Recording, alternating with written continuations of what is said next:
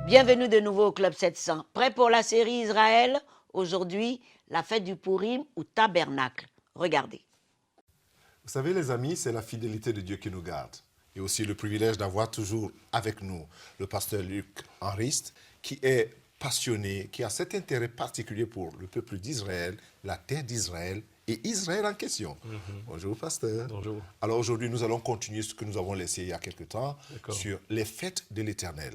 Nous avons parlé de la Pâque, nous avons parlé de la fête du tabernacle, la Pentecôte, et il y a une fête qu'on ne parle pas toujours, le Purim. Oui. En réalité, on n'a pas encore parlé de la fête des tabernacles. Oui, on n'en a pas encore parlé, Exactement. mais on en parlera. Là, Oui, alors, les trois qui sont là, je veux parler de la fête des tabernacles, vous en parlerez. C'est ça. Le Purim, que beaucoup, une grande partie de personnes, ils n'ont aucune idée de ce que ça veut dire. exactement. Et puis la Pentecôte. Donc, en réalité, la fête de Purim, c'est la fête dont il est parlé dans le livre d'Esther, dans la Bible. Alors, on voit qu'Esther était une femme courageuse, parce que à un moment donné, elle a été courageuse pour aller se présenter directement au roi. On est à peu près à 500 avant Jésus-Christ. Et donc, les Juifs sont là, dans cette ville de Suse, et puis tout à coup, on leur annonce qu'ils vont être exterminés. Donc déjà, à l'époque, 500 ans avant Jésus-Christ, on parle d'exterminer le peuple juif. C'est très intéressant. Et cette reine Esther, qui avait été choisie donc à la cour du roi, étant juive elle-même, son oncle Mardoché va lui dire « Il faut que tu parles au roi pour que cet édit soit annulé, pour que nous soyons sauvés. » Elle a eu le courage de se rendre auprès du roi, et c'est ainsi que le peuple juif a été sauvé à cette époque. Alors j'ai apporté avec moi un tableau ici, que vous pouvez voir, qui représente en réalité une époque où les Juifs n'avaient pas le droit de dessiner, de faire des dessins ou de peindre. Alors qu'est-ce qu'ils faisaient? Ils faisaient donc des écritures, notamment ici, c'est tout le livre d'Esther en hébreu, qui en devient un rouleau, un parchemin, avec une couronne au milieu, qui illustre bien donc la royauté d'Esther, la reine Esther. C'est très intéressant. Et qui nous rappelle donc non seulement cette époque où les Juifs n'avaient pas le droit de faire des tableaux, des dessins, donc ils utilisaient les lettres hébraïques pour en faire finalement quand même un dessin. Donc ça, c'est une fête importante qui nous parle non seulement de l'extermination des Juifs, ce désir de les exterminer, qui malheureusement a continué à travers les siècles, mais aussi de la délivrance extraordinaire, comment ce peuple a été délivré par Dieu, bien entendu, mais par l'intermédiaire de cette femme, Esther, et qui a dit ces paroles extraordinaires, « Et si je dois périr, eh bien je périrai. » Alors, et c'est là le Purim. Oui, Alors, c'est l'origine, parce que pour plusieurs personnes, le livre d'Esther reste toujours comme un peu trop mystérieux. Et les explications que vous donnez maintenant ressortent quelque chose de la fidélité de Dieu envers ce peuple. exactement. Et on a parlé d'autres fêtes comme la fête de tabernacle, Oui. qui est fêtée chaque année. Exactement. La fête des tabernacles, c'est une des 3 fêtes de pèlerinage dont on a parlé précédemment. Donc, souvenez-vous, il y a la fête de Pessah, la Pâque, Oui. où on sort d'Égypte, on s'en souvient. 50 jours plus tard, il y a la fête de Shavuot. Ça, c'est la fête de la Pentecôte, comme je l'ai expliqué, l'équivalent en grec, 50 jours plus tard, Pentecôte. Et puis, la fête des tabernacles. Ça, qu'est-ce que c'est que ça pour une fête? Parce que, pour la plupart des gens, c'est une drôle de fête et on ne sait pas très bien de quoi il s'agit. Alors, tout d'abord en hébreu, ça s'appelle la fête de Sukkot. Alors, ouais. une soukha, au singulier, c'est une espèce de petite cabane, une petite hutte dans laquelle on doit vivre pendant 7 semaines et qu'on construit sur son balcon ou dans son jardin, si on en a un. Et on doit au moins y manger et parfois même, si possible, dormir. Mais c'est la saison des pluies qui commence vers la fin octobre. Oui. Voilà, donc à ce moment-là, déjà en Israël, tout le monde prie pour la pluie, parce que avoir de la pluie, c'est très important pour le pays, pour la nourriture, pour le bétail, etc. Donc, on prie pour la pluie, mais on a tout de même cette obligation de passer du temps dans cette soukha, dans cette cabane, dans cette hutte, et on appelle ça aussi la fête des tabernacles. Et ce qui est intéressant avec cette fête des tabernacles, c'est que la Bible nous dit qu'à la fin des temps, dans Zacharie, il est écrit que toutes les nations tous les peuples qui seront restés des nations, qui seront venus contre Jérusalem, monteront d'année en année pour célébrer la fête de Tabernacle. Et il est écrit que les nations qui ne viendront pas pour célébrer cette fête, elles ne recevront pas de pluie. Donc c'est vraiment une grande malédiction. Wow. Et on voit que déjà aujourd'hui, il y a des chrétiens dans le monde entier qui viennent en Israël pour la fête des Tabernacles. Et il y en avait 7000 à peu près cette année qui se sont rendus en Israël pour louer le Seigneur et pour déjà entrer dans cette fête prophétique. Selon certains juifs messianiques, c'est au moment de la fête des Tabernacles que Jésus reviendra. Pourquoi?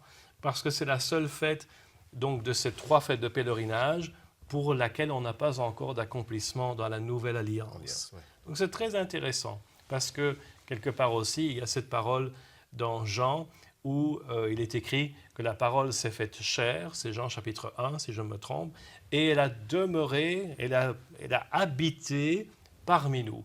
Et justement, cette soukha symbolise un peu cette demeure, cette habitation que Dieu veut implanter parmi nous les hommes. Alors, pour revenir surtout au fait, nous avons parlé à une émission de la Pâque. Oui, Et là, on avait présenté ce plateau. Oui. Mais là, dans ce plateau, il y a un certain nombre de symboles Tout à fait. qui expliquent quelque chose. Donc aujourd'hui, les chrétiens n'y connaissent pas. Vous pouvez un peu revenir sur ça parce que Oui. c'est très intéressant. Et aussi, nous avons là, vous avez parlé aussi Le chandelier. Le chandelier. Oui. Ça a une explication Tout à fait. assez spirituelle. Oui. Alors Passons d'abord à Pessah, Oui. parce que ça, c'est quand même une fête très importante. Oui. Donc, ce plateau, en fait, il est écrit Pessah en hébreu, et ça, c'est le mot de la fête qui veut dire, donc, qui a été traduit par Pâques en français, mais j'aime bien la traduction en anglais qui dit pass over, passer au-dessus de. Pourquoi? Parce que justement, c'est le mot qui explique que l'ange de la mort passera au-dessus de votre demeure si vous avez mis le sang de l'agneau sur le linteau et les poteaux des portes. Comme pour nous, nous devons mettre le sang de l'agneau de Dieu, Jésus, sur les poteaux et sur le linteau de notre cœur, afin que l'ange de la mort passe au-dessus de nous. Donc, c'est un plateau qu'on utilise, qui m'a été offert d'ailleurs par les responsables d'une assemblée messianique de juifs éthiopiens, parce que vous savez qu'il y a des juifs éthiopiens en Israël, voilà. Et donc, sur ce plateau, on met des symboles. Tout d'abord, je prends celui-ci, c'est Beitza, qui veut dire l'œuf en hébreu. Et donc, c'est un œuf cuit dur qui représente le cœur endurci du Pharaon, parce qu'il n'a pas voulu écouter la parole de Dieu. Ensuite, le charoset, ça, c'est une mixture qu'on prépare avec des pommes et des poires et des morceaux de cannelle, des bâtons, pour rappeler la paille qu'il y avait dans la boue. Souvenez-vous qu'il devait construire des bâtiments avec la boue, et à un moment donné, on a dit on vous enlève la paille. Donc, ça, c'est devenu plus difficile. Donc, cela rappelle ça. Puis ici, on a le maror, c'est une herbe amère qu'on mange et qui nous rappelle les jours d'amertume d'esclavage en Égypte.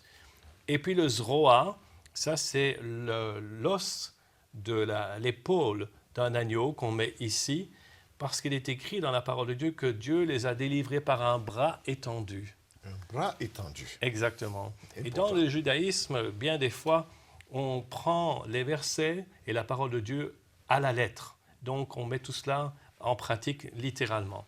Karpas, c'est encore aussi une forme d'herbes amères, de légumes qui rappellent l'amertume des jours.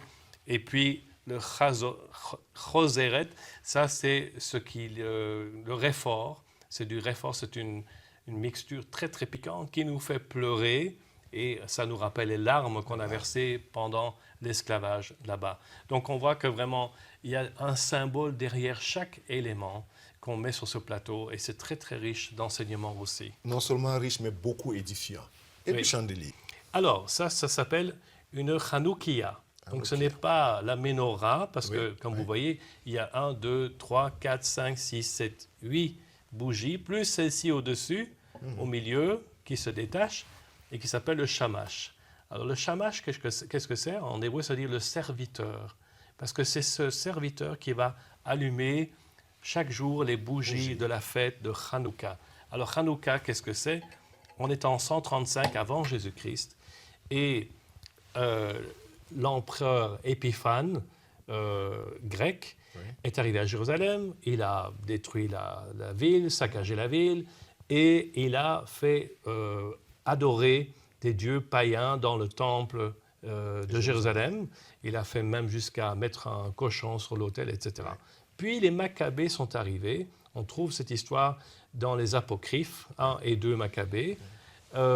Et cette famille de Maccabées, Judas Maccabée et ses frères, vont délivrer Jérusalem donc de ses oppresseurs, et ils vont rallumer la menorah dans le temple de Jérusalem. Donc ce chandelier à 7 branches qui devait tout le temps être allumé devant l'Éternel.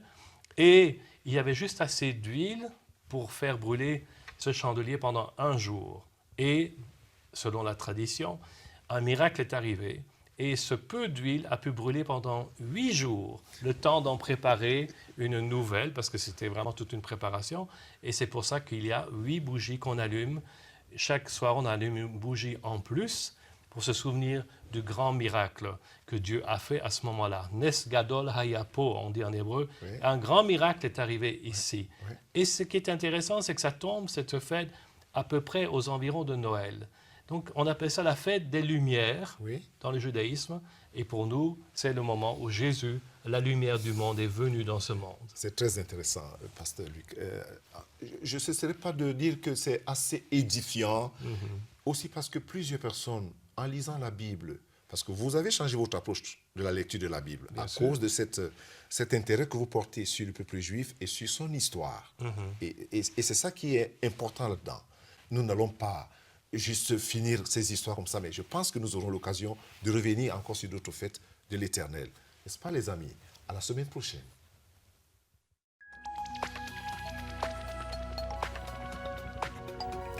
Si vous avez des questions spirituelles, des besoins de prière ou même si vous avez besoin de conseils, n'hésitez pas à nous contacter aujourd'hui à cette adresse ou au numéro suivant. Nos conseillers sont là pour vous aider.